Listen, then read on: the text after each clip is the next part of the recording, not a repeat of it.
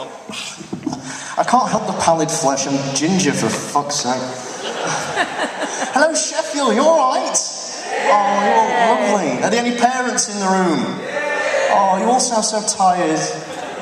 You come out on a Sunday night for a bit of fun and a bit of escape, but you know deep down the only true escape is the cold, sweet embrace of death. The reason I'm bringing this up is I've just turned, I'm in my 30s now, so a lot of my friends are now having children of their own, unless you grew up in Leeds, at which point they were having them around GCSE. So I'm now having to interact with kids now, so I think I'm doing quite well. I got introduced to my friend's new baby daughter, not formally. Baby has to work on that. Her handshake was very limp, and she wasn't wearing a tie. She was just a disgrace, really. Yeah, I met her, and the moment I picked her up, it's that horrifying moment. The moment I picked her up, she just burst into tears. It broke my heart. It really did. Admittedly, it was by a leg. Over the family dog. You know. They have another. She's slightly older now. She can talk now, or she thinks she can. She doesn't really bring much to the table conversation-wise.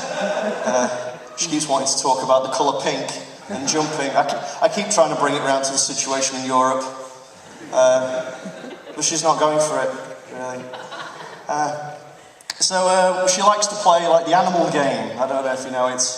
We'll do it now! Yeah. Okay, so what noise does a dog make? Very good. What noise does a sheep make? What noise does a tortoise make? Yeah, she struggled on that as well.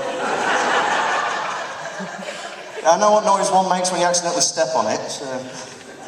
But, you know, painful childhood memories aside, sorry, drinking that water caused an unnecessary dramatic pause. Then, it's almost like it was planned. Right. I am a massive fan of the art of professional wrestling, as you probably can tell. It's the beard. It's a dead giveaway.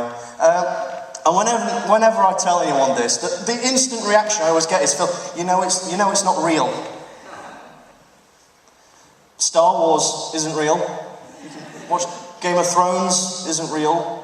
You know, My Mother's Love isn't real. I still enjoy it. It's fun. It's trash. It's trash TV. It's a male soap opera. It's like our Corrie. It's like our EastEnders. Basically, just imagine Phil and Gran settling their differences inside a steel cage, which I have to admit would be a lot more entertaining, I think, especially if, like, Peggy got on top for an elbow drop. Very good. All of TV could benefit from the pathos of wrestling. I mean, you know, look at Prime Minister's Question Time. Now, I imagine the mental image of Cameron sweating away in a unitard is quite horrifying. But I think you have to admit it would be worth it for the chance to see him take a chair shot to the face. You know, there's loads of other shows. I don't know, what else? Downton Abbey? That'd be great. Say, what was it? Lord Crowley. Oh, just hold my coat, Jenkins. I'm just going to take this down for a smackdown. Great. You would watch that. Admit you would watch that. That'd be great. So I recently became a homeowner. That's terrifying. I'm an adult now. Shit. You know, if you ever want to have, like, no money for the rest of your life, I can highly recommend owning a house. It's great. You know, it's nice having that security. Like, whatever happens, I always have my home. And you know, that's a nice, warm, fuzzy feeling. Also good to have somewhere that I can, you know, fortify when society collapses. That's fine. You're all laughing now, but when we get voted out of Europe and then we're having to send our tributes out for the annual Hunger Games, you'll not be laughing when that happens. Something really horrible happens when you become a homeowner, which is you find really boring things so exciting. Like, for example, I can't tell you the thrill I get when I walk into my kitchen and I see that my toaster and kettle match. It's better than methamphetamines, it really is. But it's nothing compared to like the majesty, the crown and glory of my house, which is my slow close toilet lid. It's amazing! It's the pinnacle of human technology. Sod the bullet train. How does it do it? It's amazing. I won't lie, ladies and gentlemen, it makes me a little bit rigid. Which ironically interferes with what I went to go to the toilet for in the first place. I'll give you a secret. Sometimes I like to play a little game where I'll let it go and I'll see if I can finish before it reaches the bottom. Hasn't gone well so far. There is one slight worry that with all this house buying and appliance stuff, that I might accidentally be becoming middle class.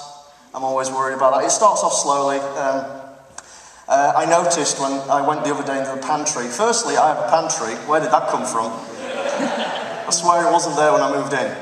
It just appeared one day out of the spheres. And I noticed that I own a salad spinner. Why?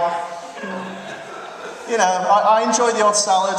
Sure, I could just dry it with a towel, but why would I do that? I have a device that spins it around. It's like the most depressing game of roulette where no one wins. It's just... but it's okay, because this is a little known fact that then I will leave you with, is that salad actually tastes a lot better when it's dizzy. So, it's all good. Thank you, you've been really lovely, and I'm going off, so bye, laters.